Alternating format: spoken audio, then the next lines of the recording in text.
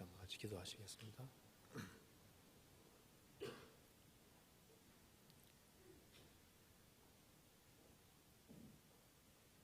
저희를 사랑하시는 하나님 아버지 감사합니다. 마땅히 형벌 받을 수밖에 없는 저희들을 불쌍히 여겨주시고 주님의 보배로운 피로 우리 죄의 소리를 해방시켜 주시고 다시는 심판과 저주를 받지 않게 해주신 그 놀라운 은혜와 사랑을 인하여 진심으로 감사를 드립니다. 이 시간 주님의 이름으로 한자리에 같이 모였습니다. 이 가운데 주 성령께서 두루 역사해 주시고 우리의 마음과 생각을 열어 주옵소서. 오늘 이 말씀을 통해서 마음속에 여러 가지 의문되는 것이 있다면 주님께서 제해 주시고 우리의 행보를 말씀 위에 굳게 세워주시고 진리 가운데 걸어갈 수 있도록 더욱 역사해 주옵소서. 역사의 마지막 시대를 살아가는 저희들을 마음을 일깨워 주시고 주님의 영광을 위하여 어떻게 살 것을 알 수 있도록 도와주옵소서.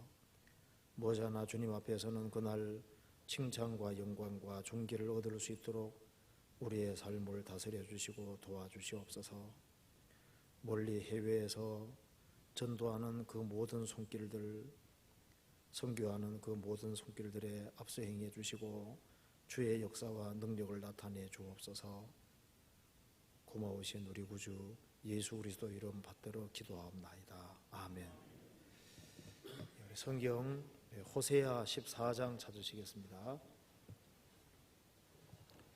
호세아 14장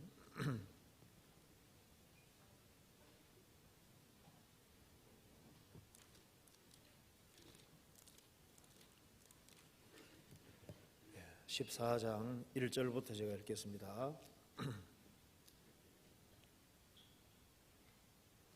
1268페이지입니다.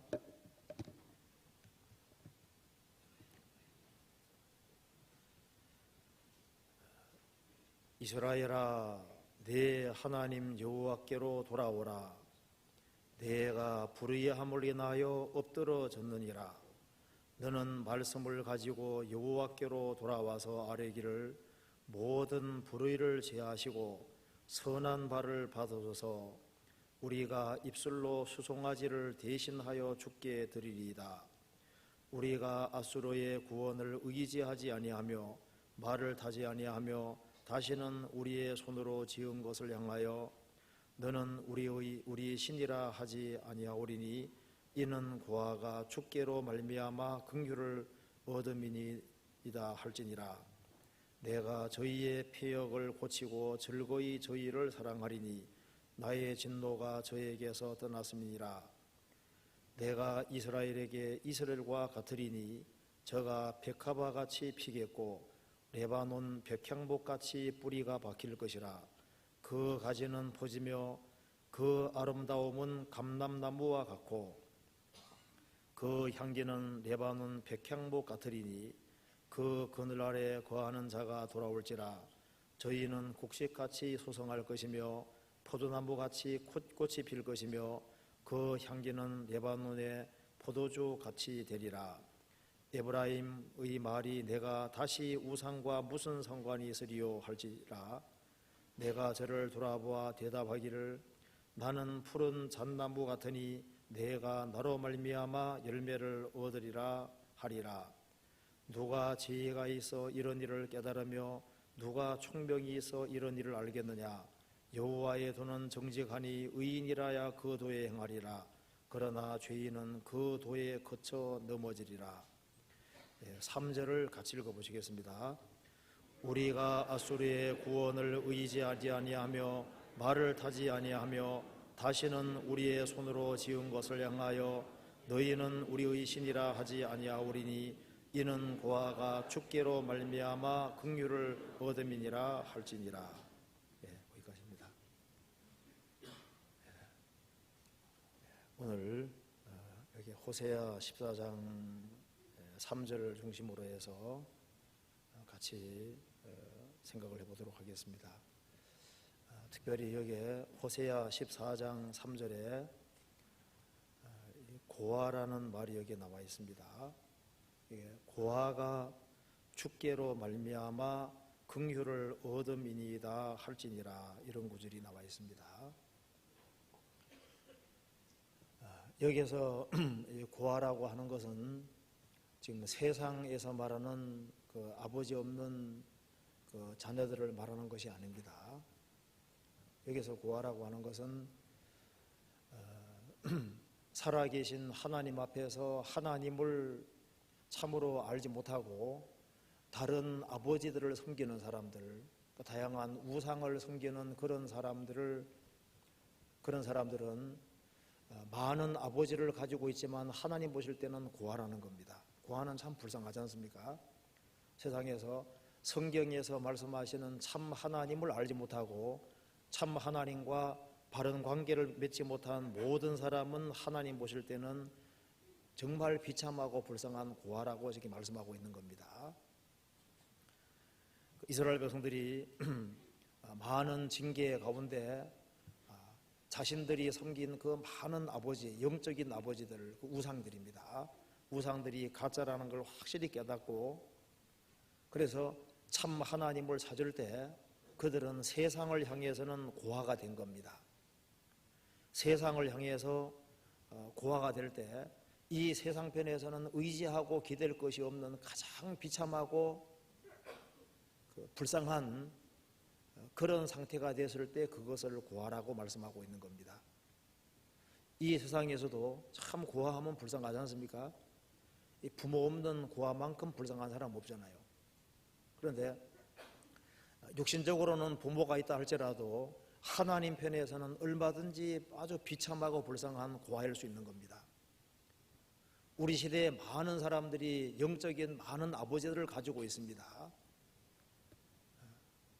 아버지는 자녀에게 필요한 것을 다 공급해주고 도와주고 하잖아요. 사람들은 살아계신 하나님을 기대지 아니하고 그 세상에 눈에 보이는 다른 것들을 기대고 살아가고 있습니다. 그런 사람들은 하나님 보실 때 비참한 고아인 겁니다. 근데 그 고아라는 걸 깨닫지 못하고 있는 거예요. 그래서 여기에 3절에 보면은 우리가 아수르의 구원을 의지하지 아니하며, 이 당시에 아시리아가 대제국이었습니다. 북이스라엘은 결국 아시리아에서 멸망을 받았습니다. 그 아시리아가 너무 강대한 대제국이기 때문에 아시리아 사람들을 의지하고 아시리아의 우상들을 의지했습니다. 그런데 이제는 우리가 아수르의 구원을 의지하지 않을 거라고 했습니다. 그리고 다시는 우리의 손으로 지은 것을 향하여 너희는 우리 신이라 하지 아니하리오니, 손으로 지은 우상들을 신이라고 섬겼다는 겁니다. 그런데 그 우상들을 다 버릴 때 세상을 향해서는 아무것도 기대고 의지하지 않는 그 상태, 가장 초라한 상태, 그것이 바로 고아인 겁니다. 그 고아가 될 때 주님께서 아버지가 되어주시고 그들을 불쌍히 여겨주시고 완전히 회복해 주시는 내용이 여기에 기록이 되어 있는 겁니다. 그래서 이걸 한번 같이 생각을 해보겠습니다. 이스라엘은 에집트에서 근 400년 가까이 고통 속에 살았습니다. 그래서 이스라엘은 아주 비참한 고통 속에서 하나님께 간절히 부르짖었습니다. 에집트에서는 이스라엘이 기댈 데가 없는 거예요. 영적으로 정말 고아와 같은 상태가 되었습니다. 그때 하나님께서 모세를 보내서 에집트를 심판하시고 이스라엘 민족을 에집트 압제에서 건져주셨습니다. 그러면서 하나님 말씀하시기를 이스라엘은 내 아들 내 장자라고 말씀했습니다. 그리고 하나님께서는 그들에게 아버지가 되어 주셨던 겁니다. 그래서 신명기 33장에 이스라엘을 출애굽한 그 하나님을 가리켜서 너희 아버지다 이렇게 표현을 하고 있는 겁니다. 이스라엘은 아버지가 있는 아들이었습니다. 그런데 세월이 흘러가면서 가나안 땅에서 우상 숭배를 반복해서 점점 하나님을 등지고 많은 우상들을 숭배하게 된 겁니다. 많은 아버지들을 가지게 된 거예요. 그러면서 참 하나님을 버려버린 겁니다. 그래서 아버지 없는 자녀임에도 불구하고 자신들은 많은 아버지가 있다고 생각하고 있는 거예요. 그것은 완전히 착각이고 거짓이었습니다. 이스라엘이 정말 이 세상을 향해서 고아가 될 때, 곧 우상들을 완전히 포기할 때, 그때 비로소 참 하나님을 알 수 있고 하나님이 그들에게 진정한 아버지가 되어 주셨던 겁니다. 이스라엘은 자신들이 고아라는 것을 알지 못하고 있는 거예요. 많은 아버지를 섬기고 있었습니다. 예레미야서에 보면은 이스라엘아, 너의 우상의 수가 너희 성읍수와 같다. 우상이 예레미야 시대에는 엄청나게 많아진 겁니다. 아버지가 너무 많아진 겁니다. 한번 잠깐 찾아봅시다. 여기 예레미야 2장 한번 찾아봅시다. 2장 28절.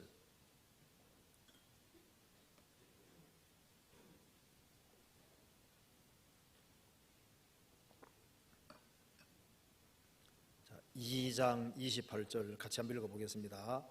내가 만든 내 신들이 어디 있느뇨? 그들이 너의 환난을 당할 때 구원할 수 있으면 일어날 것이니라. 유다여, 너의 신들이 너의 성읍수와 같도다.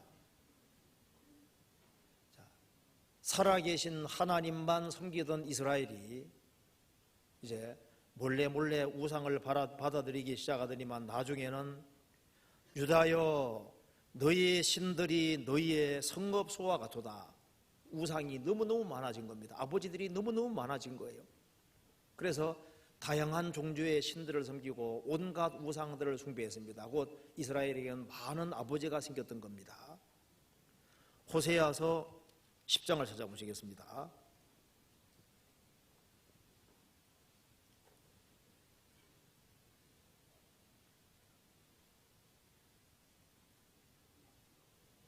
이스라엘은 10장 1절 이스라엘은 열매 맺는 무성한 포도나무라.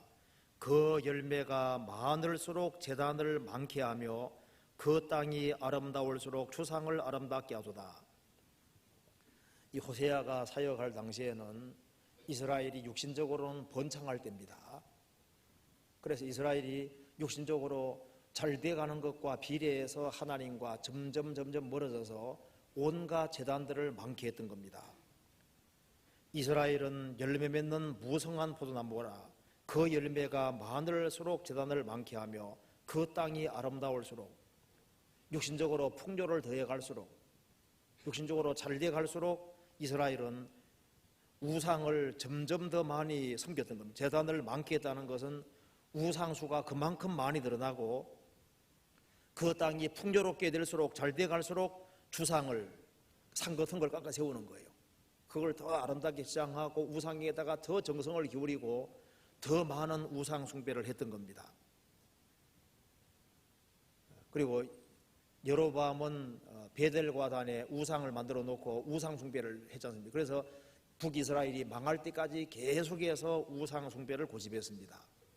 호세아서 13장 2절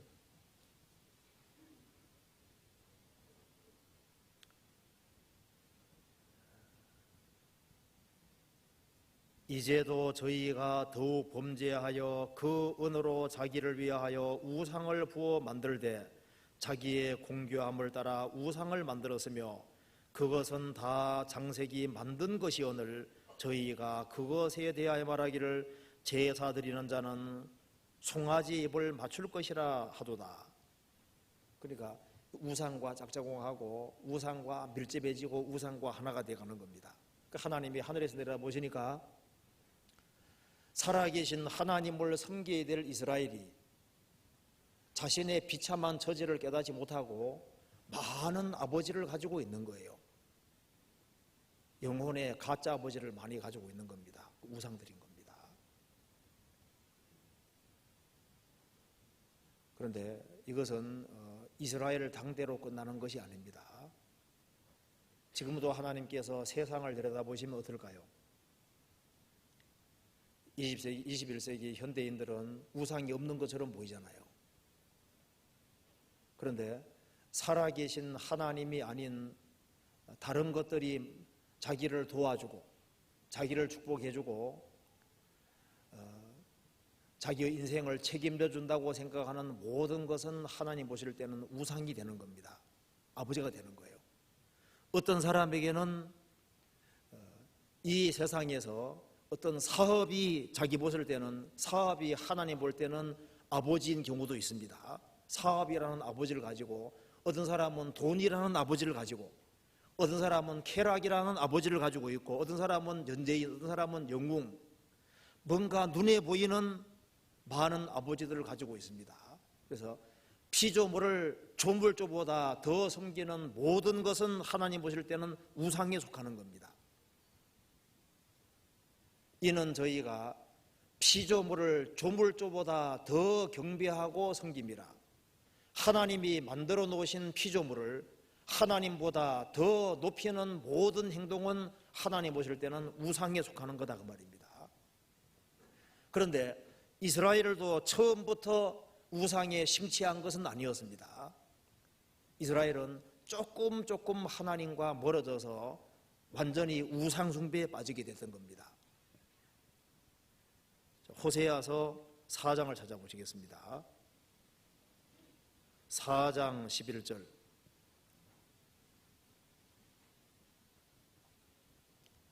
4장 11절 같이 읽어보겠습니다. 음행과 묵은 포도주와 새 포도주가 마음을 빼앗느니라. 이스라엘이 처음에는 하나님을 향한 확실한 마음을 가지고 있었습니다. 그들은 하나님만 처음에 섬겼던 겁니다. 그런데 우상이 들어오면서 이렇게 음행이라는 것은 우상과 짝짝꿍하는 것을 가르치고 있는 겁니다. 12절에 내 백성이 나무를 향하여 묻고 그 막대기는 저희에게 고하나니 이는 저희가 음란한 마음으로 미혹되어 그 하나님의 수화를 음란하다 떠났음이니라. 나무가 우상인 거예요. 그 나무를 향해서 묻고 그 막대기는 저희에게 대답해 주나니, 그러니까 살아계신 하나님을 등지고 우상에게 묻고 우상을 가까이 하고 짝짝꿍하는 것을 이게 음행이라고 한 겁니다. 그 사람이 살아계신 하나님보다 다른 것을 더 가까이 하고 짝짝꿍할 때 그것 때문에 마음이 뺏기기 시작하는 거예요. 이게 음행이 마음을 뺏어간다는 얘기는 우상 숭배가 하나님을 향하는 마음을 뺏어간다 그런 뜻입니다. 음행과 묵은 포도주와 새 포도주가, 여기 포도주는 즐거움을 가리키는 겁니다. 세상적인 즐거움을 가리키는 거예요. 이 세상적인 즐거움을 추구하다 보니까 마음이 자꾸 하나님께 빼앗기기 시작해요. 하나님을 향하는 마음이 점점 줄어드는 겁니다. 그래서 신약시대도 마찬가지입니다. 마음속에 다른 어떤 하나님만큼 중요한 우상이 들어오기 시작하면은 하나님을 향한 마음이 뺏기기 시작합니다. 그러면서 어떤 세상을 사랑하는 마음, 세상을 사랑하는 마음, 사모하는 마음이 들어오면은 하나님을 향하는 마음이 점점 적어지는 거예요.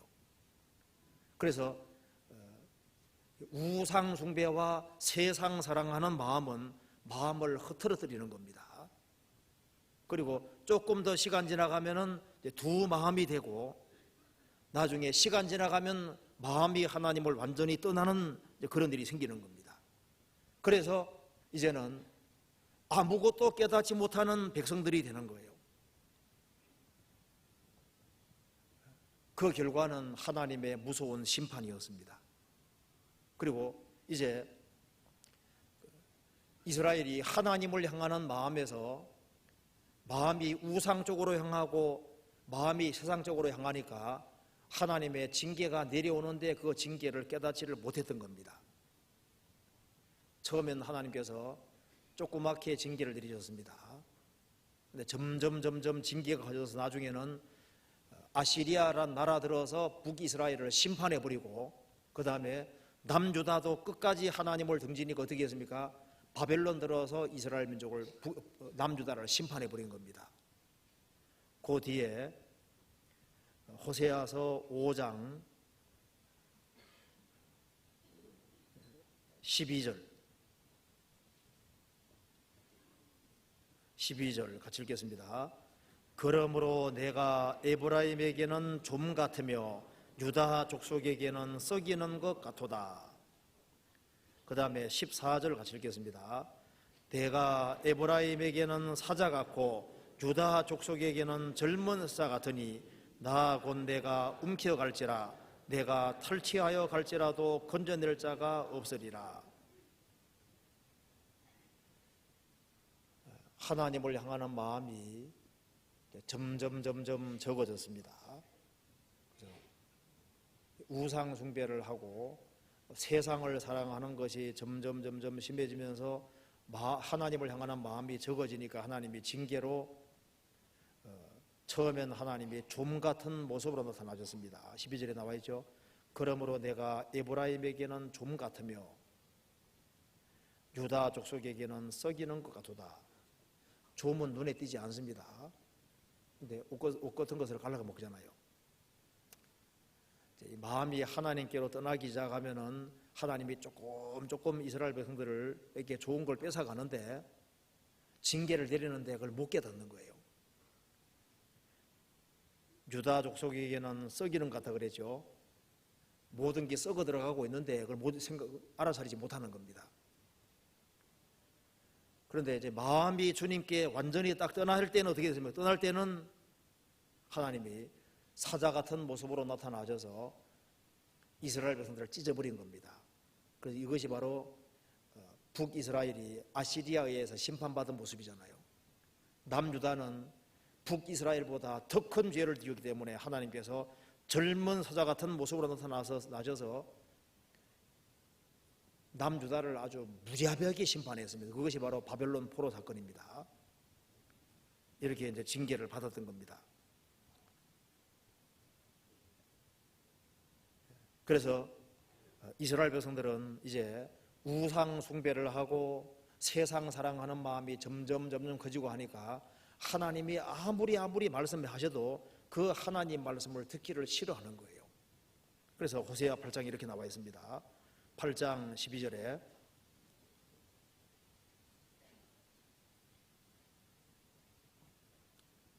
같이 읽읍시다. 내가 저를 위하여 내 율법을 만 가지로 기록하였으나 저희가 관계없는 것으로 여기도다. 내가 이스라엘을 위하여 내 율법을 만 가지로 기록하였다는 말씀은 이스라엘이 구체적으로 어떻게 행동해야 될지, 무엇이 선이고 무엇이 거짓인지를 아주 구체적으로 자세하게 말씀을 내려주셨는데 이스라엘은 관계없는 것을 여기도다. 그 사람이 타락하고 있다는 증거가 뭐냐면 하나님 말씀을 듣기를 싫어하는 거예요. 그러면서 사람 말 듣기는 좋아하는 겁니다. 그것이 이제 타락의 길을 걸어간다는 증거입니다. 사람은 이스라엘 백성들도 이제 점점 우상 숭배에 빠져들어가니까 하나님의 말씀 듣는 것을 싫어했습니다. 싫어하고 사람의 명령 쫓기를 좋아했던 겁니다. 그 앞에 나와 있죠. 호세아서 5장 11절 같이 읽어봅시다. 에브라임은 사람의 명령 쫓기를 좋아하므로 학대를 받고 재판의 압제를 당하는도다. 하나님의 말씀은 자기와 관계없는 것으로 여기고 그 사람의 말을 쫓기를 좋아하므로 그것 때문에 망하는 거예요. 그 사람이 마음속에 하나님이 딱 들어있는 사람은 사람의 말보다는 당연히 하나님이 뭐라고 말씀하셨느냐 그것이 항상 중심이 되잖아요. 그런데 마음에 우상이 들어오고 세상 사랑하는 마음이 들어오면은 하나님의 정직한 말씀을 듣기를 싫어하게 됩니다. 성경을 멀리하게 되고 인간적인 얘기, 세상적인 얘기, 세상 사람들의 말을 듣기를 좋아하는 거예요. 이스라엘은 우상을 포기하고 살아계신 하나님을 선택하고 그리고 성경 사랑으로 돌아가고 하나님을 사랑하고 이웃을 사랑하는 곳으로 돌아가야 되는데 그렇게 하지를 못했던 겁니다. 그래서 이스라엘은 많은 아버지를 가지고 있었던 겁니다. 근데 그게 전부 다 가짜 아버지였습니다. 자신들이 고아임에도 불구하고 얼마나 비참한 존재인지를 그걸 깨닫지를 못하는 거예요. 왜? 많은 아버지가 있으니까 많은 아버지들이 도와준다고 생각하고 있는 겁니다. 그들이 전부 다 가짜 아버지였습니다. 우리가 생활 살아가면서 하나님이 없는, 하나님 없이 살 수 있다고 생각하는 사람은 얼마나 비참한 사람인 줄 알아야 됩니다. 세상에서는 고아가 정말 불쌍한 사람이잖아요. 살아계신 하나님 앞에서 하나님 없이도 나는 잘 살 수 있다고 생각하는 사람은 그 사람만큼 불행한 사람은 없는 겁니다. 마치 고아가, 이제 부모 잃은 고아가요, 부모를 찾아야 되는데 세상의 어떤 재미난 곳에 들어가면 잠깐 잊어버리잖아요. 이 세상의 우상의 심취해서 살아계신 하나님을 찾아야 되는 찾지 못하는 겁니다. 우리 시대만큼 아버지가 많은 시대도 없습니다. 어떻게 보면 이게 핸드폰도 이게 아버지 같아요. 막 오만 것들이 다 들어있는 겁니다. 어떤 경우는 컴퓨터가 그 아버지 되든지 뭔가 눈에 보이는 아버지들이 많은 거예요. 그것이 마치 자기에게 행복을 주고 기쁨을 주는 것처럼 생각하고 세상 것에 마음이 꽉 붙잡혀 있는 겁니다. 이 세상이나 세상에 있는 것들을 사랑치 말라. 누구든지 세상을 사랑하면 아버지 사랑이 그 속에 있지 아니하니 이는 세상에 있는 모든 것이 육신의 정욕과 안목의 정욕과 이생의 사랑이니 다 아버지께로 쫓아온 것이 아니요 세상으로 쫓아온 것이니라. 이 세상이나 세상에 살아야 되지만은 이 세상이나 세상의 것을 사랑하지 마라. 이 세상 것을 사랑하면은 아버지 사랑의 구석이 없다고 했습니다. 예수님 말씀하셨습니다. 유대인들에게 너희 속에 하나님 사랑하는 마음이 없는 줄 내가 알았다고 했습니다. 유대인들은 말했습니다. 하나님은 우리 아버지입니다. 예수님께서 너희 속에 하나님 사랑하는 마음이 없는 줄 내가 알았다고 했습니다. 그러면서 예수님 뭐라 하셨습니까? 유대인들이 하나님이 우리 아버지를 하니까 너희 아버지는 마귀다고 얘기했습니다. 그렇죠? 너희들이 얼마나 비참한 고아인 줄 아느냐? 너희 아버지는 마귀라고 주님께서 말씀하셨습니다. 요한복음 8장 보시겠습니다.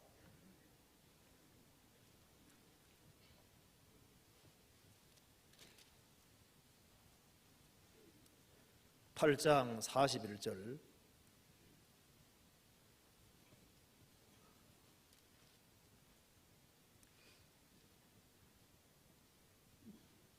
너희는 너희 아비의 행사를 하는도다. 대답하되 우리가 음란한 데서 나지 아니하였고 아버지는 한 분뿐이시니 곧 하나님이시로다. 예수께서 가라사대 하나님이 너희 아버지였으면 너희가 나를 사랑하였으리니 이는 내가 하나님께로서 왔음이니라. 나는 스스로 온 것이 아니요 아버지께서 나를 보내신 것이니라. 어찌하여 내 말을 깨닫지 못하느냐? 이는 내 말을 들을 줄 알지 못함이로다. 44절 같이 읽겠습니다. 너희는 너희 아비 마귀에게서 났으니 너희 아비의 욕심을 너희도 행하고자 하느니라. 저는 처음부터 살인한 자요 진리가 그 속에 없으므로 진리에 서지 못하고 거짓을 말할 때마다 제 것으로 말하나니 이는 저가 거짓말장이요 거짓의 아비가 되었음이니라. 예수님께서 너희는 너희 아비 마귀에게서 났으니 너희 아비 욕심을 너희도 행하고자 하느니라. 너희 아버지는 마귀다. 예수님 말씀하셨습니다. 땅에 있는 자를 아비라 하지 마라. 아버지는 한 분뿐이시니 하늘에 계신 자 아니라고 하셨습니다. 땅에 있는 자를 영혼의 아버지라 하지 마라. 예수님 당대 이스라엘 백성들도 영혼의 가짜 아버지를 많이 가지고 있었습니다.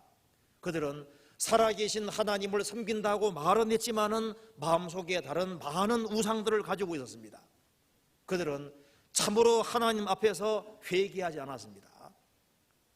우리 시대에도 많은 사람들이 하나님을 아버지라고 하는데 하나님 보실 때는 비참한 고한 거예요.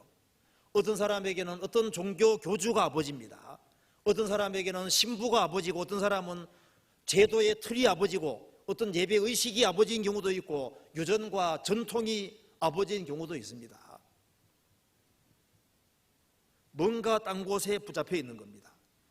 예수님께서는 예수님을 따르는 제자들에게는 말씀하시기를 내가 너희를 고아와 같이 버려두지 않고 너희에게 오리라. 예수님 제자들에게는 너희는 고아가 아니라고 하셨습니다. 우리 시대에 참으로 주님을 소유하지 아니한 사람, 예수님을 소유하지 아니한 사람은 하나님 보실 때는 전부 다 불쌍한 고아에 불과한 겁니다. 요한복음 14장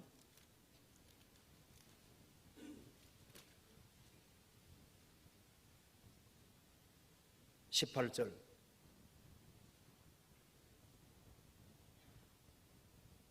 같이 읽어보겠습니다. 내가 너희를 고아와 같이 버려두지 아니하고 너희에게로 오리라. 예수님이 없는 예수님 제자들은 정말 고한 거예요. 그렇지 않습니까? 예수님 제자들은 모든 것을 버리고 예수님을 따랐습니다. 예수님과 운명을 함께하고 고락을 함께했던 겁니다. 이제 예수님이 이제 죽으시러 가는데 예수님 제자들은 근심이 가득했습니다. 예수님 말씀하시기를 내가 너희를 고아와 같이 버려두지 아니하고 너희에게로 오리라. 예수님을 따르는 예수님의 제자들은 고아가 아니었습니다. 왜? 주님께서 그들에게 아버지가 되어 주셨거든요. 호세아 14장 찾아보시겠습니다. 그러면 이스라엘은 언제 자신들이 고아라는 것을 깨달았을까요? 14장 1절입니다.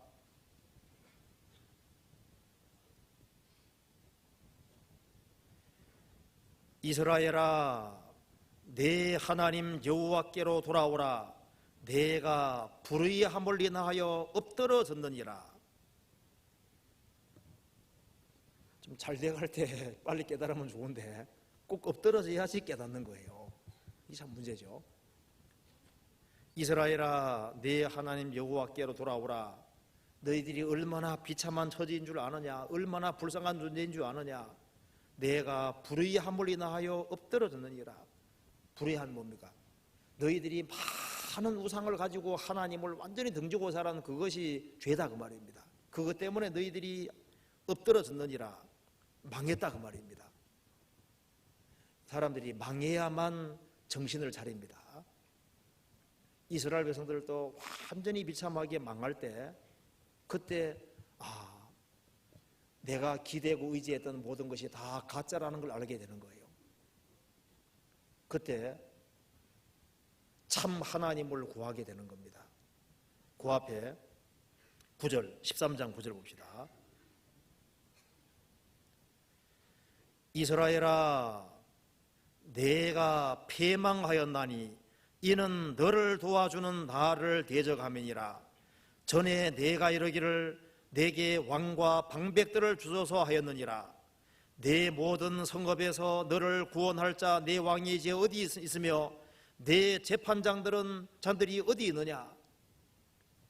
이스라엘아 너희들이 내게 왕을 구하지 않았느냐. 그 왕들이 지금 어디 있느냐. 재판장들이 어디 있느냐. 그들이 너희들을 구원할 수 있었느냐. 너희들이 또 많은 우상을 숭배했는데 우상들이 너희를 건져주더냐.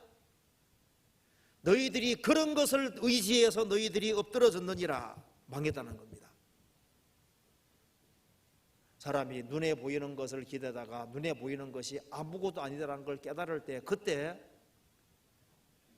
이 세상의 아버지들이 사라질 때 자신들은 진짜 고아라는 걸 깨닫게 되는 겁니다. 어떤 사람은 죽을 병이 들어서 돈도 인생 문제 해결해 줄 수 없고, 그리고 의사도 안 된다는 걸 아는 겁니다.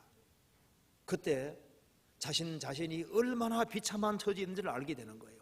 그래서 내가 아주 비참하고 가련한 고아라는 걸 깨닫게 될 때 자기를 정말 도와줄 참 하나님을 찾게 되는 겁니다.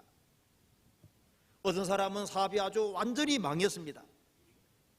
그래서 빈털터리가 됐을 때 그때 자신의 비참한 처지를 깨닫고 그때 고아가 되는 사람도 있는 거예요.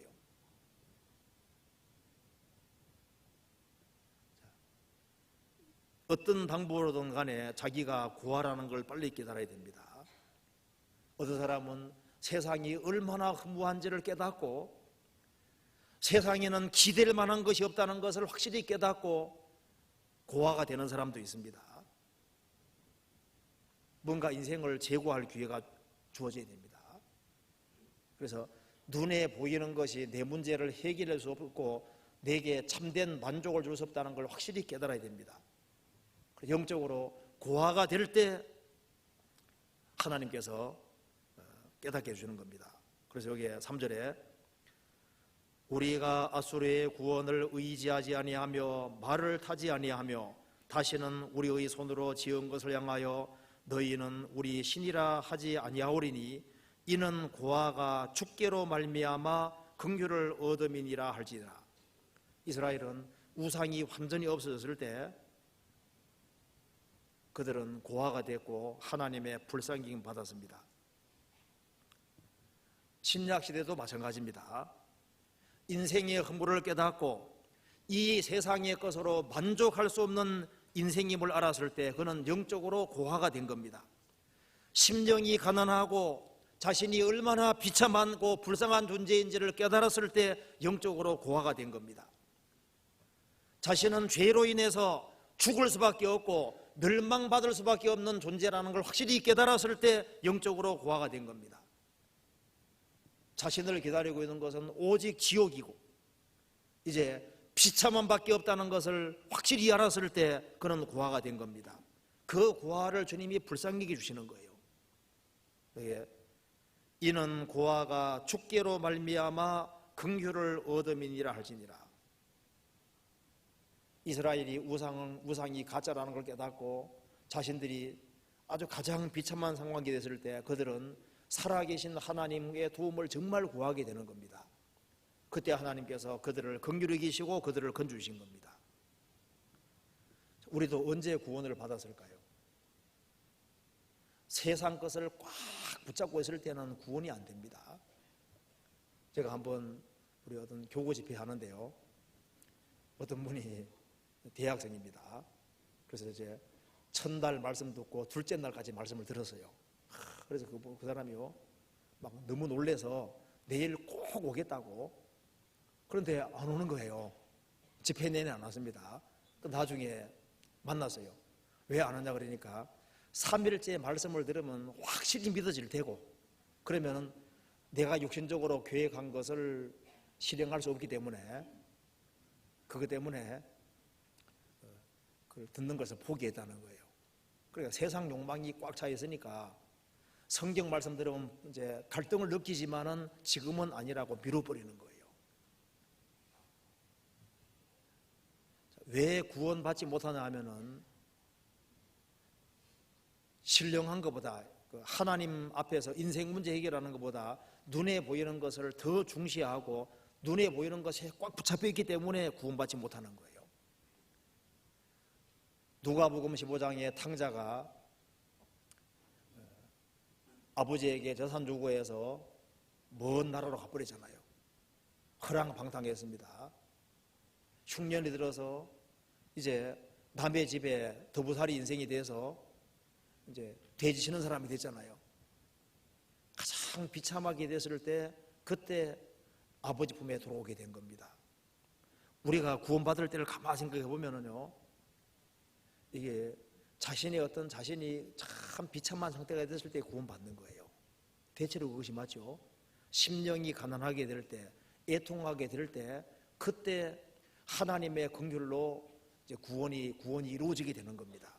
그래서 성경에서 이게 호세아서에서 속량이란 말이 나와 있는 겁니다. 보시죠. 호세아 13장 14절 보시겠습니다. 13장 14절 같이 읽어봅시다.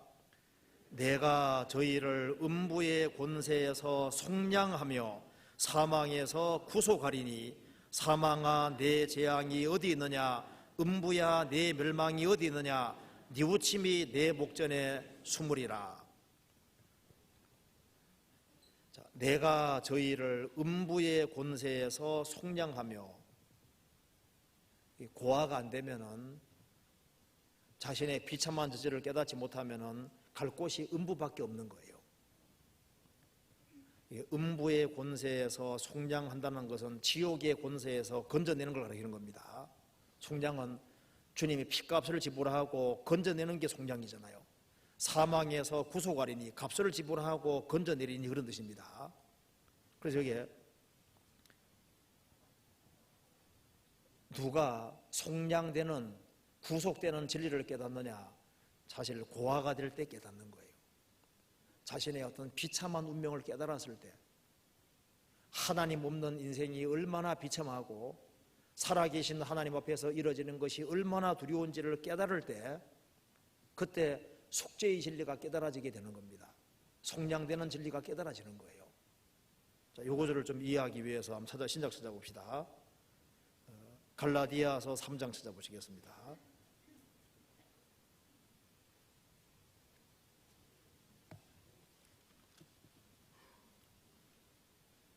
3장 13절.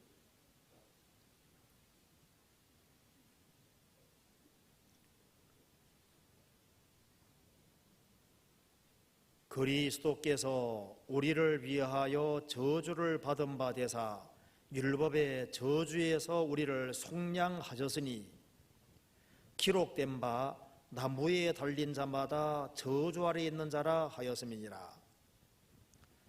그리스도께서 우리를 위하여 저주를 받은 바 되사 율법의 저주의 우리를 속량 건져내셨으니, 기록된 바 나무에 달린 자마다 저주 아래 있는 자라 하였음이니라. 이 복음 진리는 자신이 이뤄진 존재고 얼마나 비참한 존재인지를 깨우칠 때 이 진리가 깨달아지는 거예요. 우리가 그의 피로 말미암아 구속 곧 죄사함을 받았으니, 피로 죄사함 받는 이 진리도 우리가 하나님 앞에서 얼마나 비참한 존재인지 깨달을 때 받을 수 있습니다. 세상에서 영적으로 아버지가 많은 사람은 구원이 안 이루어집니다. 항상 배우나 마침내 진리의 지식을 없느니라. 항상 배우지만 왜 진리를 못 깨닫냐 하면은 이 세상 것이 마음을 꽉 정복하고 있는 거예요. 세상 것이 마음을 꽉 붙잡고 있으니까 이 복음 진리가 깨달아지지를 않는 겁니다. 그렇잖아요. 호세아 13장 14절 말씀은 신약에서 인용되고 있습니다. 고린도전서 15장 보시겠습니다.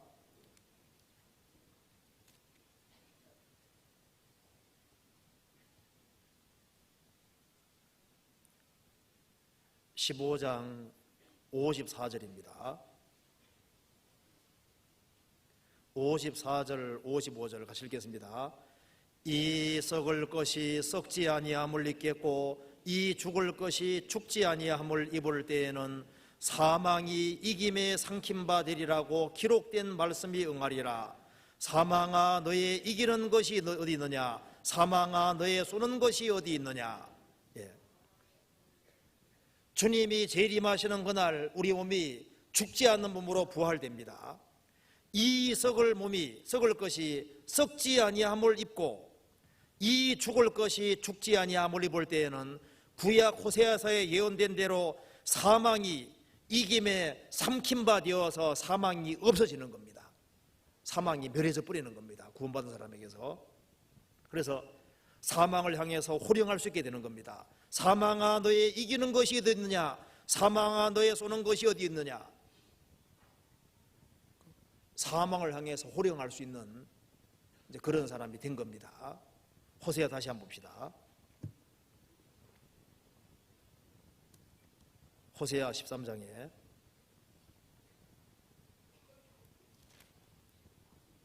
14절.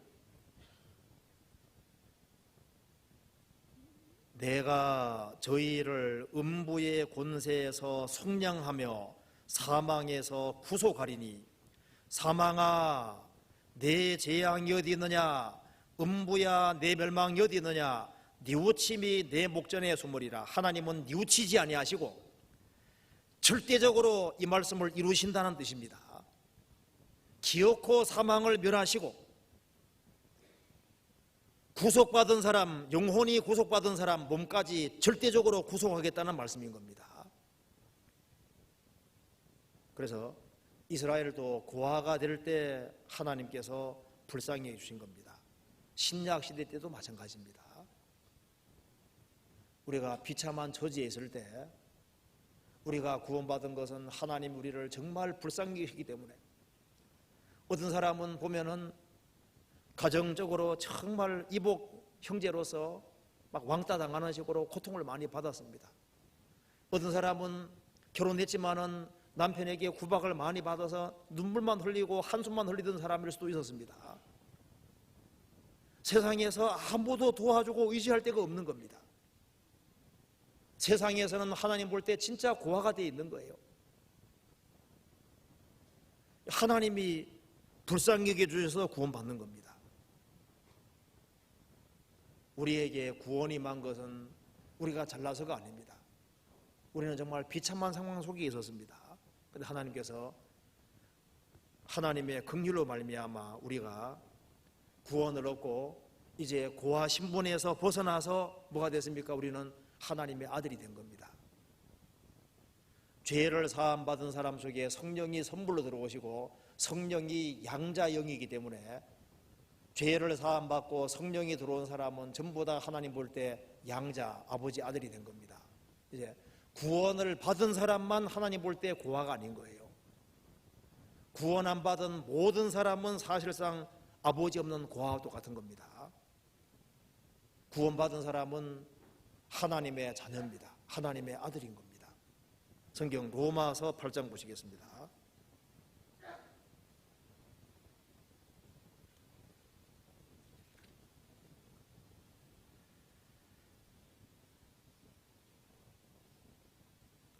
(8장) 15절부터 17절까지 같이 읽어보겠습니다. 너희는 다시 무소하는 종의 영을 받지 아니하였고 양자의 영을 받았으므로 아바 아버지라 부르짖느니라. 성령이 친히 우리 영으로 더불어 우리가 하나님의 자녀인 것을 증거하시나니, 자녀이면 또한 후사 곧 하나님의 후사요 그리스도와 함께한 후사니, 우리가 그와 함께 영광을 받기 위하여 고난도 함께 받아야 될 것이니라. 구원받지 아니한 모든 사람은 종교 생활을 열심히 할지라도 양자영이 아니라 종이영이기 때문에 항상 두려운 것이 있습니다. 근데 구원받은 사람은 죄와 죽음과 심판에서 정말 건진받은 겁니다. 그래서 양자영을 받았으므로 아바 아버지라 부르짖느니라. 성령이 친히 우리 영으로 더불어 우리가 하나님의 자녀인 것을 증거하시나니, 자녀이면 곧 하나님의 후사요 상속자입니다. 그리스도와 함께한 후사니 공동 후사인 거예요. 그리스도의 것이 우리 것이 되는 겁니다. 우리가 그와 함께 영광을 받기 위하여 고난도 함께 받아야 될 것이니라. 18절 같이 읽읍시다. 생각건대 현재의 고난은 장차 우리에게 나타날 영광과 좋게 비교할 수 없도다. 우리가 하나님의 고아가 아니라 하나님의 자녀가 된 사람으로서의 특권이 얼마나 큰지를 알 수가 없는 거예요. 임금의 아들이 됐다, 파라오 왕의 공주의 아들이 됐다, 왕자가 됐다, 얼마나 대단한 겁니까? 그것이 아니라 하나님의 아들입니다. 그리고 그리스도가 얼마나 엄청난 분인데 그리스도와 함께하는 공동후사라고 했습니다. 그리스도의 것이 우리 것이 되고 그리스도와 공동후사가 되는데, 우리에게 장차 나타날 영광, 이거는 어떤 것과도 비교할 수 없다는 겁니다. 구원받은 모든 사람은 하나님이 전부 아버지가 되시는 겁니다. 세상에서 훌륭한 아버지가 있다는 것은 얼마나 큰 복이겠어요. 하나님이 진짜 내 아버지가 된 사람은 정말 복이 있는 사람입니다. 세상에서 아무리 잘 나간다 할지라도 하나님 보실 때는 고한 거예요. 얼마나 비참한 존재인지 모릅니다. 내가 새빵살이하고 초라하게 산다 할지라도 하나님의 자녀가 된 사람은 모든 것을 다 소유한 사람입니다. 우리는 아무것도 없는 자 같으나 모든 것을 가진 자가 되는 겁니다. 하나님께서 하나님 자녀가 된 사람은 금세에서도 도와주십니다. 영족간에 필요한 것을 하나님께서 도와주십니다. 그리고 하나님께서 하나님 자녀가 된 사람을 얼마나 사랑하시겠습니까? 하나님 자녀가 된 사람은 하나님이 아들로 대우하시기 때문에, 아들이기 때문에 하나님이 잘못 살아갈 때 징계하시는 거예요. 그리고 성령은 구원받은 사람 속에 역사하셔서 아들답게 만들어 가십니다. 우리는 주님처럼 될 소망이 있는 거예요. 잠자리 새끼는 잠자리가 될 소망이 있잖아요. 근데 구더기는 팔이 될 소망밖에 없습니다. 구더기는 잠자리 될 수 없는 거예요. 거듭나지 아니한 사람은 그리스도처럼 될 소망이 없습니다. 우리는 주님처럼 된다는 확실한 소망이 있습니다. 언제 죽음을 건너가더라도 주님이 영접해 준다면 이거 얼마나 대단한 겁니까? 영접하는 게 사실이잖아요. 성경에서 봅시다. 고린도 후서 6장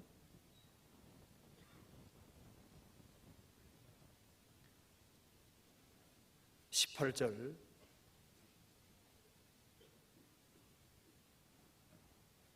같이 읽어봅시다. 너희에게 아버지가 되고 너희는 내게 자녀가 되리라 전능하신 주의 말씀이니라 하셨느니라.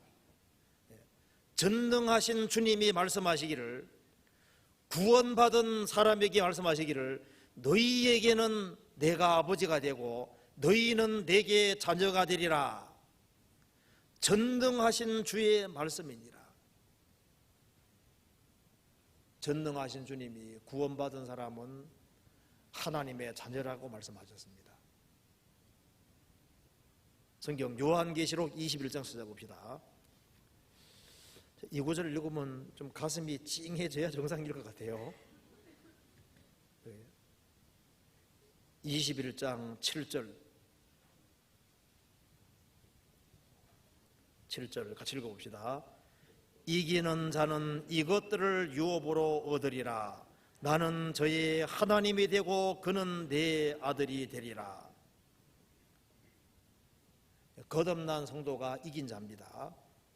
이기는 자는 이것들을 유업으로 얻으리라. 위에서 말씀하신 모든 것을 유업으로 얻게 될 것이다. 천국을 유업으로 얻게 될 것이고, 눈물이 없는 세계, 다시는 죽음이 없는 세계, 애통하는 것, 곡하는 것, 아픈 것이 없는 세계, 모든 것이 새롭게 된 세계, 그리고 천국에 흐르는 생명수와 생명과 그 모든 것을 유업으로 얻게 될 것이다. 나는 저희에게 하나님이 되고 그는 내 아들이 되리라.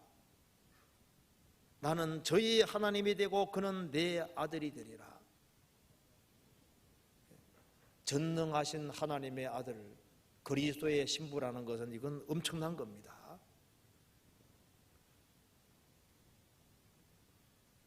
그래서 하나님 자녀가 된 사람은,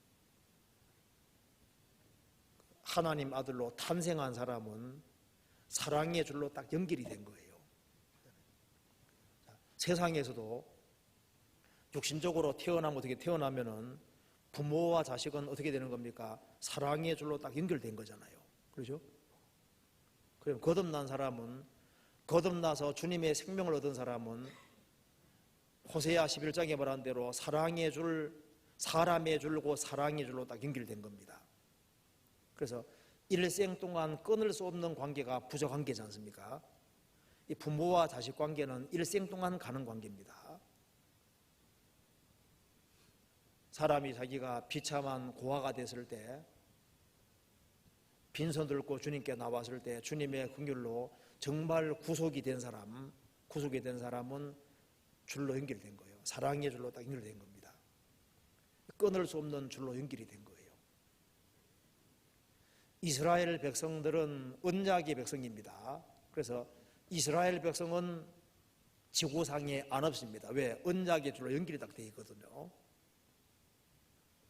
예수님 피와 언약이 맺어진 사람은 언약의 줄로 연결이 된 거예요. 그래서 호세아 11장에는 사랑의 줄이란 말이 나와 있고 에스겔 20장에는 언약의 줄이란 말이 나와 있습니다. 구속받은 사람은 줄로 연결되어서 다시는 끊을 수가 없는 겁니다. 부모 자식 관계는 이건 끊을 수 없는 거예요. 호세아 11장 찾아봅시다.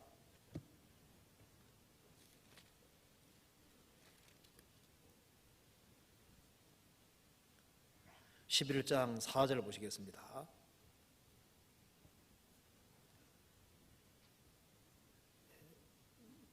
내가 사람의 줄 곧 사랑의 줄로 저희를 이끌었고, 사랑의 줄이란 말이 나와 있죠. 부모 자식은 사랑의 줄로 딱 연결되어 있는 것처럼 구속받은 백성은 하나님과 사랑의 줄로 연결되어 있는 겁니다. 그래서 8절에 보면은요, 같이 읽어봅시다. 에브라임이여 내가 어찌 너를 놓겠느냐, 이스라엘이여 내가 어찌 너를 버리겠느냐, 내가 어찌 너를 아드마같이 놓겠느냐, 어찌 너를 스보임같이 두겠느냐, 내 마음이 내 속에서 돌아서 나의 긍휼이 온전히 불붙듯 하도다. 에브라임이여 내가 어찌 너를 놓겠느냐, 이스라엘이여 내가 어찌 너를 버리겠느냐. 그 옛날에 하나님이 소돔과 고모라를 버리셨습니다. 소돔 고모라 심판받을 때 아드마와 스보임 도시도 같이 심판받았다고 되어 있어요. 소돔 고모라 옆에 도시입니다. 그래서 소돔 고모라와 그 이웃 도시들이 심판받았다고 성경에 되어 있는데 그 도시 이름이 바로 아드마 스보임입니다. 하나님이 소돔 고모라에 대해서는 손 놓으셨습니다. 그리고 아드마 스보임도 하나님이 죄를 많이 지으니까 손 놓아버린 겁니다. 그런데 이스라엘은 어떻게 했습니까? 이스라엘은 징계는 받았지만 놓지 않았지 않습니까? 에브라임이여 내가 어찌 너를 놓겠느냐, 이스라엘이여 내가 어찌 너를 버리겠느냐. 주님과 사랑의 줄로 연결된 사람, 언약의 줄로 연결된 사람은 주님은 놓지 않으십니다. 누가 우리를 그리스도의 사랑에서 끊으리요? 줄로 연결되는 거예요. 그래서 그걸 자기가 느낍니다. 정말 구원받은 사람은 곁길로 가더라도 이상하게 줄로 연결된 줄 알 수 있는 거예요. 이건 끊을 수가 없도록 되어 있는 겁니다. 그리고 곁길로 가다가도 들어오게는 신비 있잖아요. 연결되어 있습니다. 그러니까 자제된다는 게 중요한 겁니다. 세상의 모든 줄이 끊어져도 주님과 연결된 것이 확실하고 언약의 줄로 연결이 된 게 확실하면은 다른 줄은 다 끊어져도 괜찮은 거예요. 성경 에스겔 20장 37절.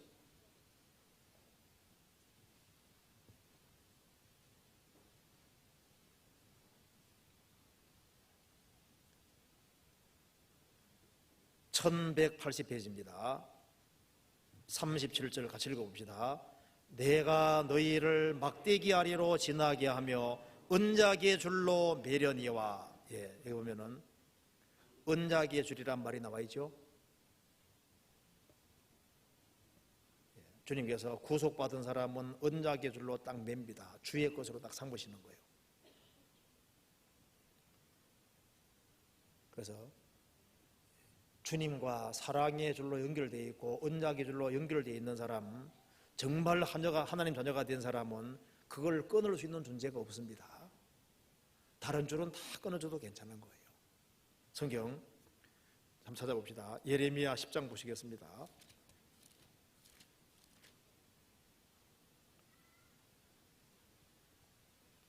(10장 19절) 봅시다.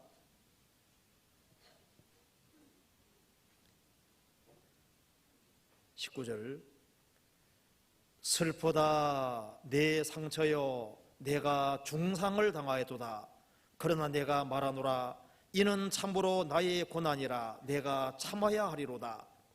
내 장막이 회파되고 나의 모든 줄이 끊어졌으며 내 자녀가 나를 떠나가고 있지 아니하니 내 장막을 세울 자와 내 장을 칠 자가 다시 없도다. 예레미야는 하나님의 선지자로 부르심을 받았습니다. 그 타락한 이스라엘 그 시대에 예레미야를 다 따돌리는 거예요. 그래서 여기 말하기를 내 장막이 회파되고 나의 모든 줄이 끊어졌다. 모든 인간 줄이 다 끊어진 거예요. 완전히 왕따 중에 왕따가 된 겁니다. 그래서 슬퍼다 내 상처여 내가 중상을 당하였도다. 그러나 내가 말하노라 이는 참으로 나의 고난이라 내가 참아야 하리로다. 모든 줄이 다 끊어져도 하나님하고는 연결이 딱 되어 있잖아요. 그게 중요한 겁니다. 시편 40편에 말한 대로 주께서는 나는 가난하고 궁핍하오나 주께서는 나를 생각하시오니, 사람들이 다 있는다 할지라도 주님이 나를 생각하신다면 된 겁니다. 그렇잖아요. 나는 가난하고 궁핍하오나 주께서는 나를 생각하시오니, 주님이 나를 사랑하시고 주님이 나와 언약을 맺었고 주님이 나를 생각하시면 그것으로 족한 겁니다. 우리가 이 세상에서도 구원받은 하나님의 자녀는 이 세상 편에서는 계속 고아가 되어야 되는 겁니다. 이 세상 편에서는 살아계신 하나님을 제외하고 다른 아버지가 있어서는 안 될 겁니다. 우리의 유일한 공급처도 하나님이십니다. 하나님이 살아계시기 때문에 방백들을 의지하지 말며 도울 힘이 없는 인생도 의지하지 말지니 그 호흡이 끊어지면 당일에 그 동보가 소멸하리로다. 천지를 창조하시고 바다를 만드시고 이 모든 것을 창조하신 절대자 그 하나님을 자기의 도움으로 삼고 살아야 되는 겁니다. 왜? 하나님이 살아계시기 때문에 그런 거예요. 그리고 하나님을 제외하고는 다른 것을 섬기면 안 되는 겁니다. 그렇죠? 이 세상편에서는 눈에 보이는 어떤 것도 의지하지 않도록 신경 써야 될 겁니다. 세상편에서는 고아가 돼야 돼요. 고아가. 그래야만, 그리고 하나님만을 전적으로 자기 도움으로 삼아야 되는 겁니다. 그리고 구원받은 것이 확실하면은 순종하는 자녀가 되도록 꼭 신경 써야 됩니다. 그죠? 사드랑 메삭 아벳노고 평범한 유대 청년이었습니다. 성경 어디를 봐도 뭐 그들이 특별한 존재는 아닙니다. 그런데 왜 사드랑 메삭 아벳노고 이름이 남아 있을까요? 그들은 평범한 젊은이였지만은 그 당시는 우상 숭배 사회입니다. 우상을 숭배하지 아니하고 이스라엘의 하나님, 그 하나님만 절대적으로 의지하고, 그리고 살아계신 하나님 말씀에 순종하는 길을 택했습니다. 그렇기 때문에 그들 이름이 남아있잖아요. 사드랑 메삭 아벳노고의 하나님이라는 이름이 남아있습니다. 머리 남아있는 거예요. 에스겔 1장에 거룩 천사들 또 보면은 발바닥이 송아지 발바닥 같다 그랬죠. 송아지는 순종하는 모습입니다. 하나님이 살아계시기 때문에 순종하는 자녀가 돼요. 순종하는 자녀.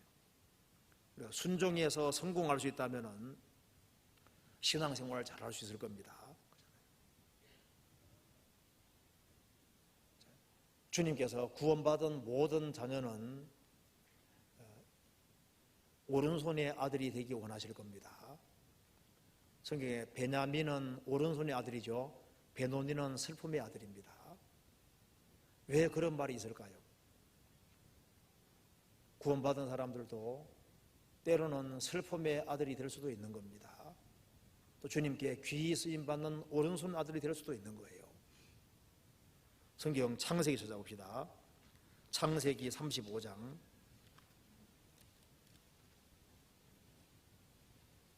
16절.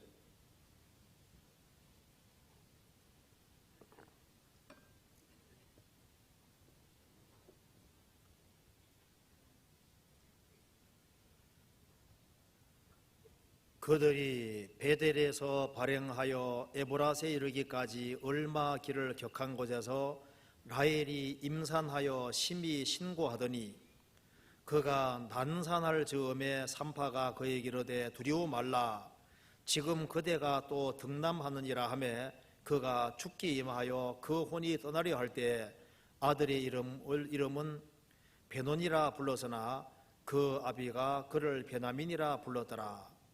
라헬이 죽음에 에브랏 곧 베들레헴 길에 장사되었고, 여기서 라헬이 여기 야곱이 가장 사랑하는 아내 그 라헬이 요셉을 낳고 그 다음에 베냐민 낳으면서 죽었습니다. 그런데 베냐민 낳으면서 어머니가 아주 죽을 고생했습니다. 죽을 고생하고 죽었습니다. 죽었는데요. 여기 라헬이 임산하여 심히 신고하더니, 그러니까 이게 그냥 신고가 아니라 심히 신고하더니, 그러니까 애기 놓으면서 너무 고생했던 것 같아요. 그래서 그가 난산할 즈음에 산파가 이르되 두려워 말라 지금 그대가 또 등남하느니라. 애기 놓으면서 죽는 겁니다. 그런데 애기가 빨리빨리 안 나오니까 여기 라헬이 고통이 너무너무 심했을 거 아니에요? 그래서 어머니를 죽이면서 이게 애기가 태어나기 때문에 여러 복합적인 의미를 가지고서 이름을 베논이다. 이 자식은 슬픔의 아들이다. 그렇게 이름을 지었는데 아버지는 이름을 베냐민이라고, 오른손의 아들이라고 이름을 바꾸었습니다. 인생의 이게 이제 성도의 두 모습을 또 보여주고 있습니다. 어떤 자식은 부모에게 너무나도 속을 썩이는 슬픔의 아들도 있잖아요. 어떤 아들은 오른손의 아들도 있습니다. 아버지 뜻을 잘 이루는 오른손의 아들도 있습니다.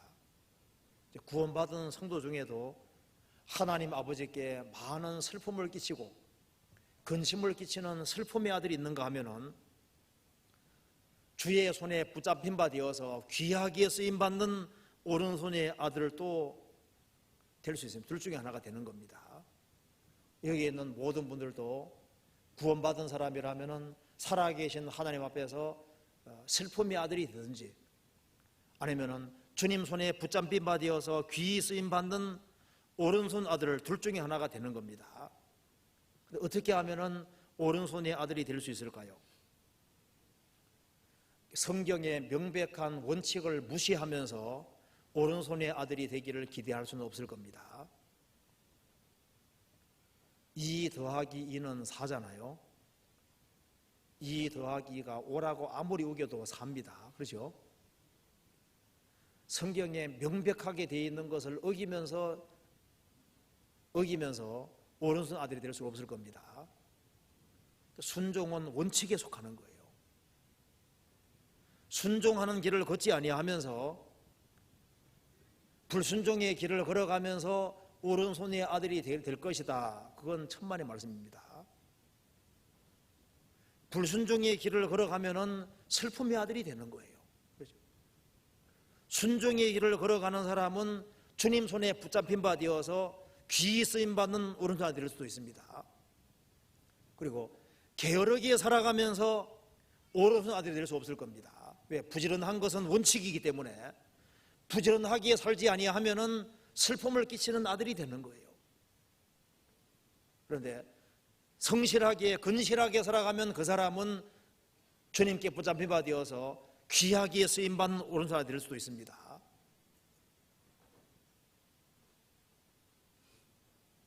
이 성경에 명확하게 나와 있는 말씀이 있습니다. 너희는 내가 일러준 말로 이미 깨끗하였으니 내 안에 거하라. 나도 너희 안에 거하리라. 주 안에 거하지 아니하면서 오른손 아들이 될 것이다. 천만의 말씀입니다. 주님을 떠나 살면 그 사람은 슬픔의 아들이 되는 거예요. 롯이 소돔 고모라에서 도덕적으로 깨끗하게 살았지만은 슬픔의 아들입니다. 아브라함을 떠나버렸잖아요. 그에게는 하나님 나타나지 않았습니다. 왜? 그는 믿음 가운데 살지 않았기 때문입니다.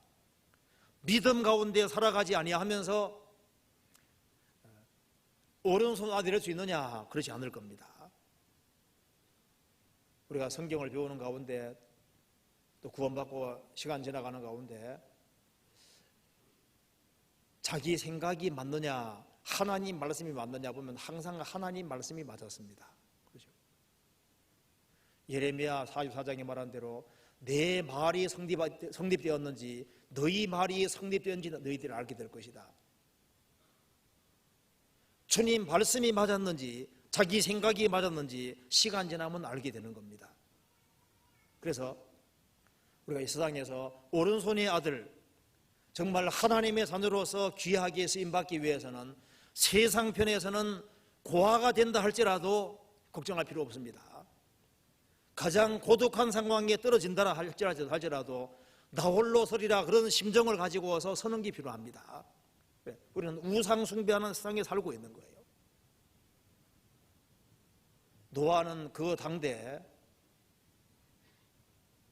홀로 서는 길을 택했습니다. 그러죠? 노아는 그 당대에 정말 바보 멍충이입니다. 그런 말 쓰지, 바보 멍충이 그런 말 쓰잖아요. 노아 할아버지, 노아 양반 약간 돌았네. 이런 세상에 무슨 홍수가 오고 심판이 온다고 안 받아들이는 거예요. 노아 8식구 외에는 홍수가 온다는 걸 참으로 믿지 않았습니다. 그렇죠? 우리 시대에 주님이 재림한다고 말은 하지만은 진짜 믿냐 그 말입니다. 믿는데 안 믿는 사람들이 많이 있습니다. 그리고 지옥이 있다고 말은 하는데 지옥을 진짜 믿느냐 안 믿는 사람들이 많아요. 지옥을 진짜 믿으면은 자기 부모가 구원 안 받았는데 지옥이 진짜 있는데 내버려 두냐 그 말입니다. 그러잖아요. 근데 믿는데 잘 생각하면 안 믿는 사람들이 얼마든지 수 있습니다. 노아는 홍수가 오는 것을 진짜 믿었어요. 믿었기 때문에 방주를 진짜 지은 겁니다.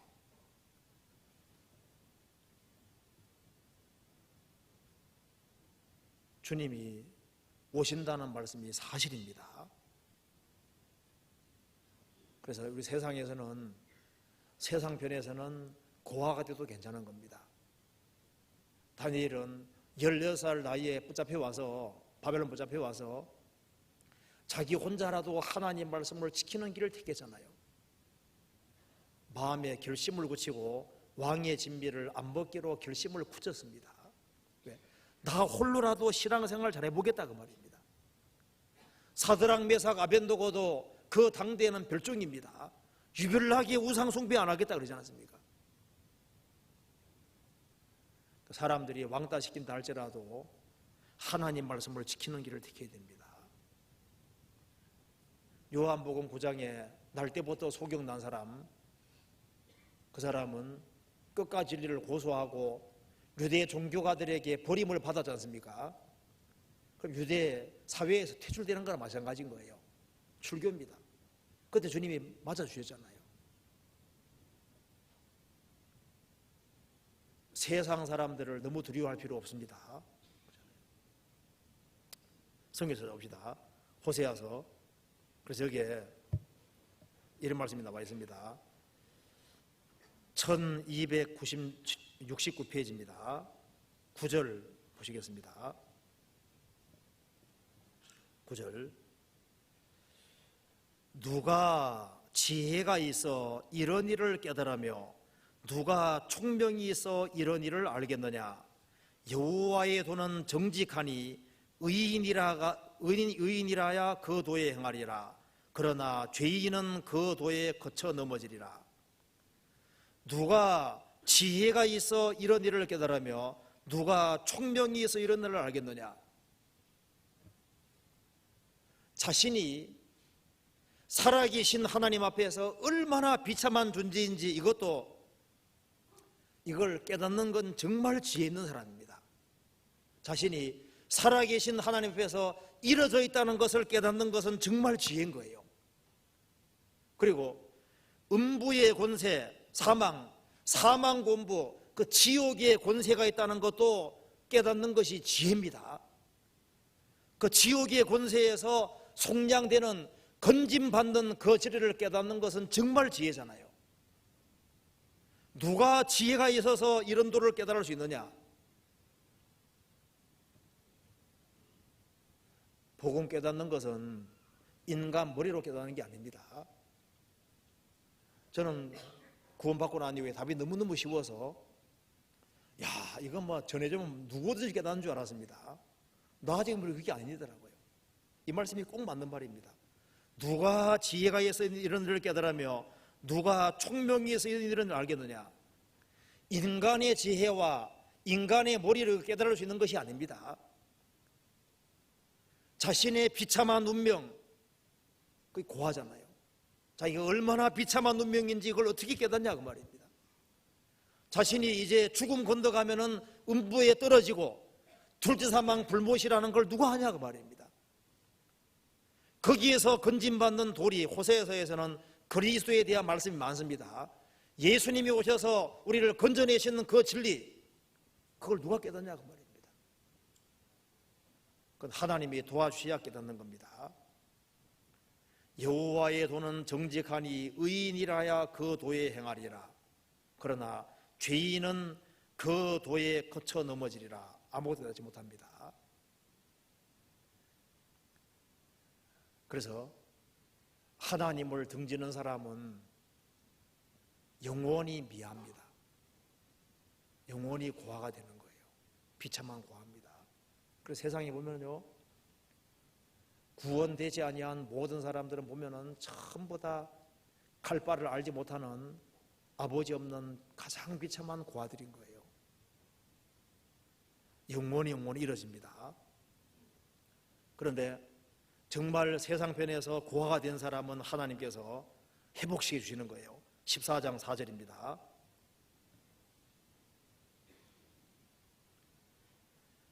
내가 저희의 패역을 고치고 즐거이 저희를 사랑하리니 나의 진노가 저에게서 떠났음이니라. 하나님이 저희 패역을 고치고, 그렇죠? 우리를 고칠 수 있는 분은 하나님밖에 없습니다. 내가 하나님이 저희의 패역을 고치고, 인생은 구제불능입니다. 하나님은 고칠 수 있습니다. 주님 피로 우리를 속죄해 주시고 또 성령으로 말미암아 우리를 아들로 만들어 가시고 우리를 점점 변화시키다가 나중에 천국에 데려가시는 거예요. 내가 저희의 패역을 고치고 즐거이 저희를 사랑하리니 나의 진노가 저에게서 떠났음이니라. 5절, 내가 이스라엘에게 이스라엘과 같으리니. 호세아 5장에서는 하나님이 좀과 같은 모습으로 나타나셨습니다. 좀은 몰래 뺏어가는 거잖아요. 이스라엘이 이제 정말 철저하게 돌이키고 고아가 됐을 때 하나님이 그들의 아버지가 되어주시고 하나님이 고쳐나가시는 겁니다. 고쳐나가는 걸 이렇게 표현을 하고 있는 겁니다.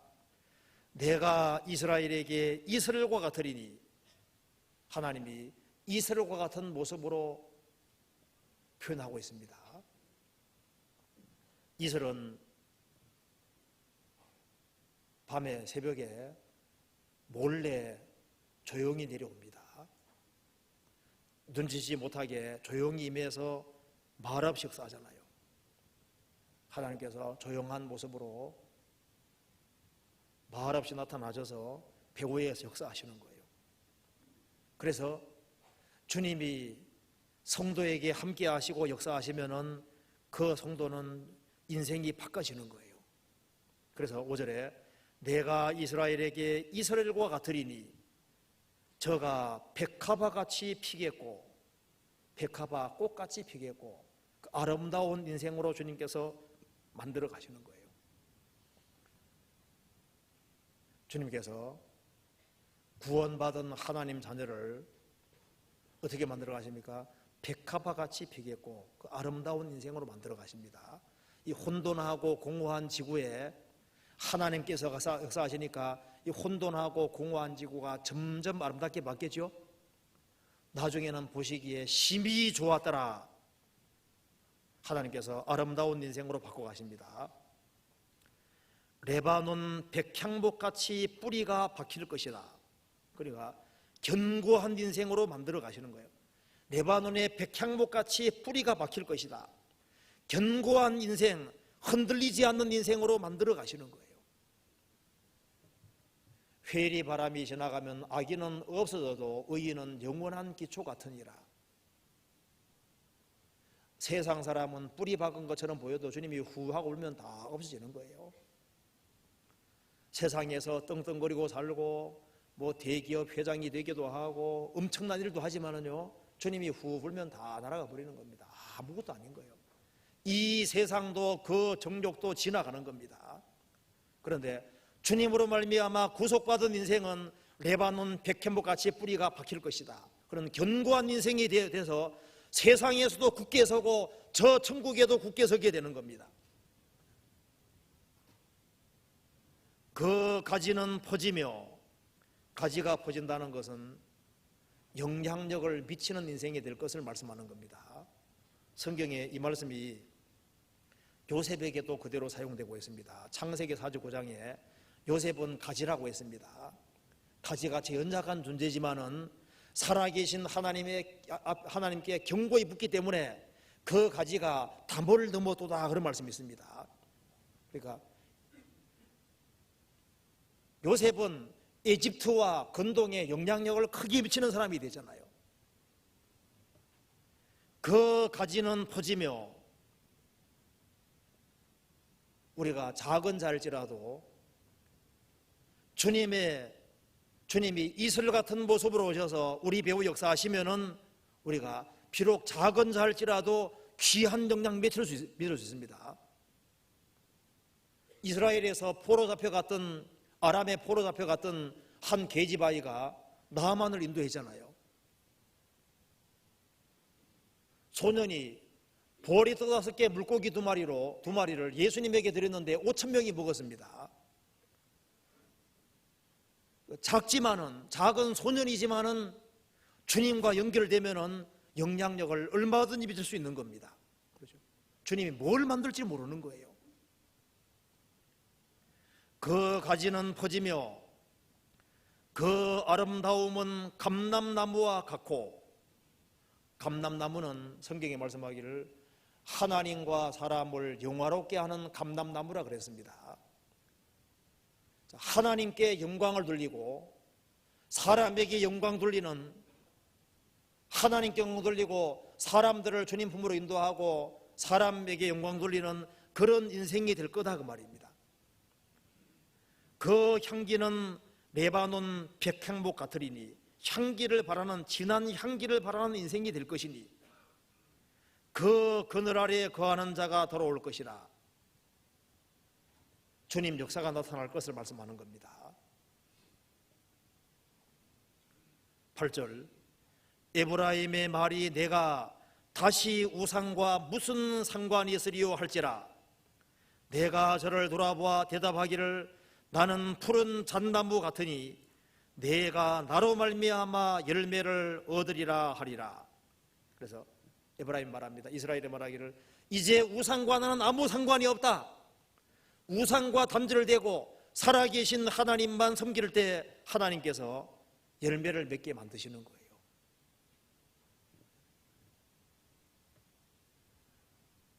그래서 하나님과 연결된 사람은 가장 부유한 사람입니다.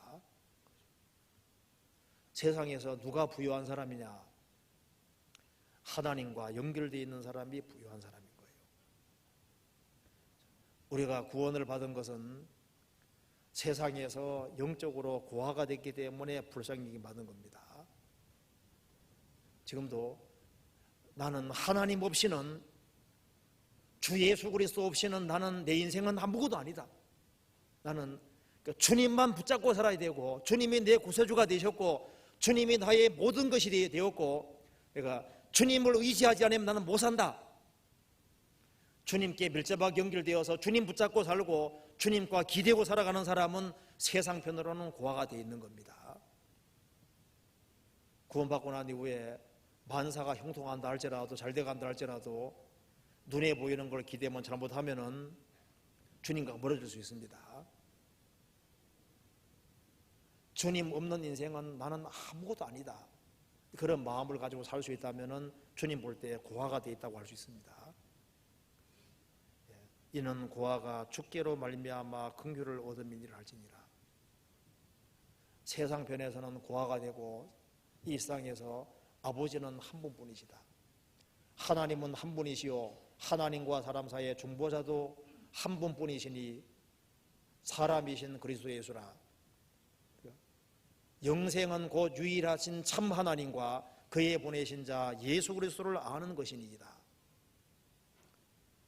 참 하나님을 알고 예수님을 아는 인생은 더 이상 고아가 아닙니다. 하나님이 내 아버지 되시고 나는 아버지 아들이 됐습니다. 그 사람에게는 주님이 이슬 같은 모습으로 오셔서 배후에 계속 역사한다는 걸 자기가 알 수 있을 거예요. 그래서 내 인생이 바꿔지고 있다는 걸 알게 될 겁니다. 같이 기도하시겠습니다.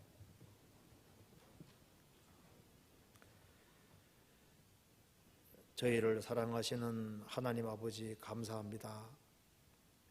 많은 사람 중에서 저희들을 불러서 하나님 귀한 자녀로 삼아주시고 복된 소망을 가지고 생을 살 수 있게 해주신 것을 감사드립니다. 역사의 마지막 시대를 살아가는 저희들을 마음을 깨워주시고 하나님의 자녀로서 생을 살 수 있도록 도와주시고 주님께 귀한 영광을 돌리는 인생이 될 수 있도록 역사해 주시고 도와주시옵소서. 주님 앞에서는 그날 칭찬과 영광과 존귀를 얻을 수 있도록 우리의 삶을 다스려 주옵소서. 그리고 하나님 자녀로서 이 세상에서 해야 될 일이 무엇인지를 깨달아 알 수 있도록 도와주시옵소서. 주님 앞에 설 것을 항상 생각하며 살 수 있도록 도와주시고 우리 주변에서 우리가 해야 될 일이 무엇인지를 깨달아 알 수 있도록 도와주옵소서. 우리 구주 예수 그리스도 이름 받들어 기도하옵나이다. 아멘. 찬송 같이 부르시겠습니다. 458장입니다.